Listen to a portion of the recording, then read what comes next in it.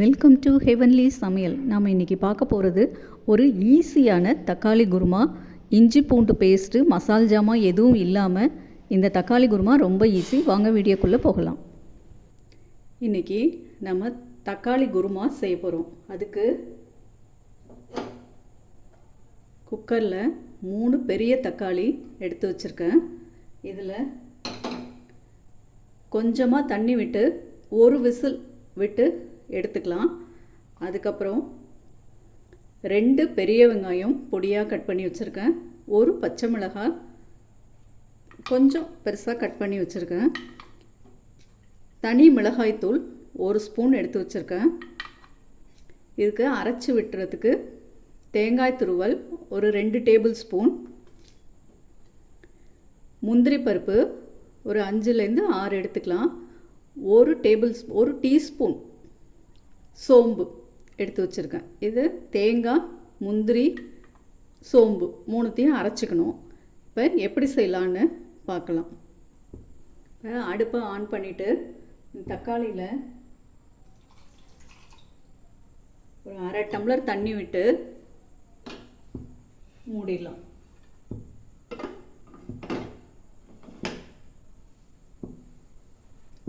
ஒரு விசில் விட்டு நிறுத்திட்டு அப்புறம் பார்க்கலாம்.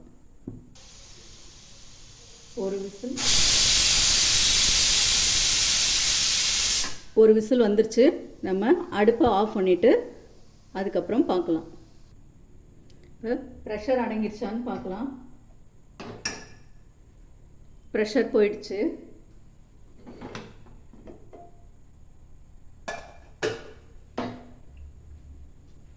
பாருங்கள், தக்காளி நல்லா வெந்துருச்சு. இப்போ இது ஆறினோடனே இந்த மேல் தோலை உரிச்சிட்டு நல்லா ஆறினோடனே மிக்சியில் போட்டு நம்ம நல்லா அரைச்சிக்கலாம். இப்போ இந்த குக்கரில் கொஞ்சமாக எண்ணெய் விட்டு கடுகு, உளுந்து, கடலைப்பருப்பு தாளிச்சிட்டு நம்ம கட் பண்ணி வச்சுருக்கிற வெங்காயம், பச்சை மிளகாயை வதக்கிடலாம்.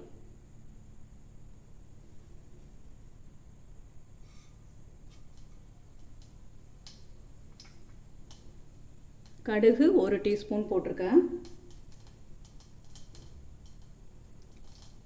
உளுத்தம்பருப்பு, கடலைப்பருப்பு எடுத்து வச்சுருக்கேன்.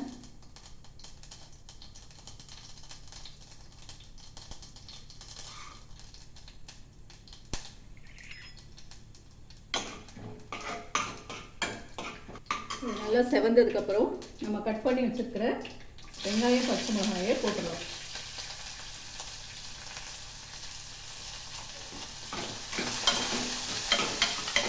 வெங்காயம் லைட்டாக வதங்கினதும் நம்ம இந்த குருமாவுக்கு தேவையான உப்பு, மஞ்சத்தூள், நம்ம எடுத்து வச்சுருக்கிற தனி மிளகாய்த்தூள் எல்லாத்தையும் போட்டுடலாம்.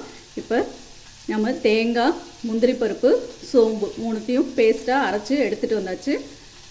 ஒரு விசில் விட்டு ஆஃப் பண்ணிவிட்டு கடைசியாக தேங்காய் நம்ம அரைச்சதை விட்டு கொதிக்க விட்டுடலாம்.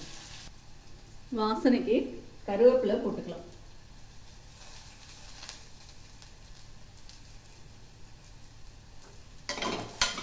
குருமாவுக்கு தேவையான உப்பு,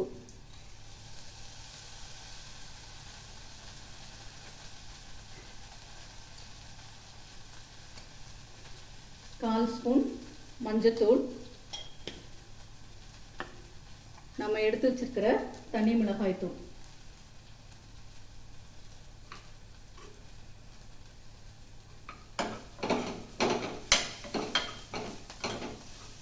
போட்டு நம்ம தக்காளி வேக வச்ச தண்ணியை விட்டுடலாம்.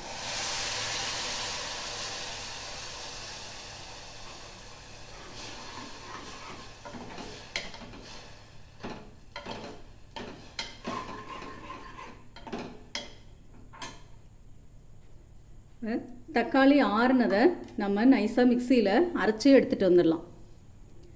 நம்ம வேக வச்ச தக்காளி தோல் எடுத்தாச்சு. இப்போ மிக்சியில் அரைச்சிட்டு வந்துடலாம். தக்காளி அரைச்சிட்டு வந்தாச்சு. இதில் ஊற்றிடலாம்.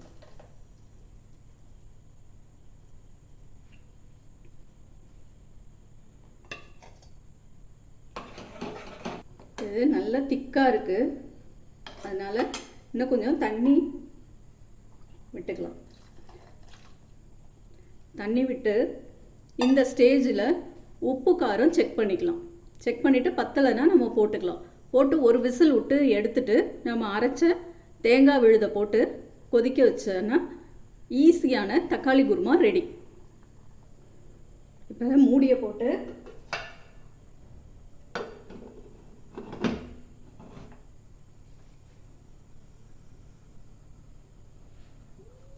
ஒரு விசில் வந்தோடனே அடுப்பை ஆஃப் பண்ணிடலாம். வெயிட்டு போட்டாச்சு. ஒரு விசில் வந்தோடனே ஆஃப் பண்ணிவிட்டு ப்ரெஷர் அடங்கினோடனே அப்புறம் திறந்து பார்க்கலாம்.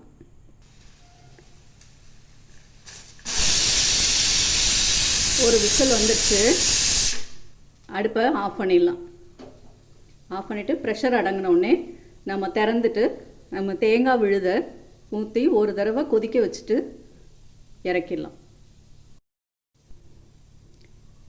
இந்த தக்காளி குருமா இட்லி, தோசை, பூரி, சப்பாத்தி, தேங்காய் பால் சாதம், ஜீரா ரைஸ் எல்லாத்துக்கும் மேட்ச் ஆகும்.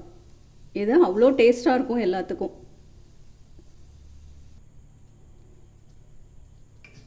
ப்ரெஷர் அடங்கிடுச்சு.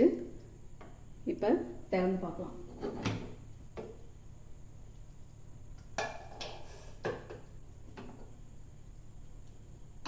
நல்லா வெங்காயம் இதெல்லாம் வெந்துருச்சு. இப்போ அடுப்பை ஆன் பண்ணிவிட்டு நம்ம அரைச்ச தேங்காய் விழுதை இதில் விட்டுடலாம். கொஞ்சமாக தண்ணி கழுவி விட்டுருக்கலாம். இந்த புளிப்பு, உப்பு, காரம் எல்லாத்தையும் பேலன்ஸ் பண்ணுறதுக்காக ஒரு அரை ஸ்பூன் சுகர்.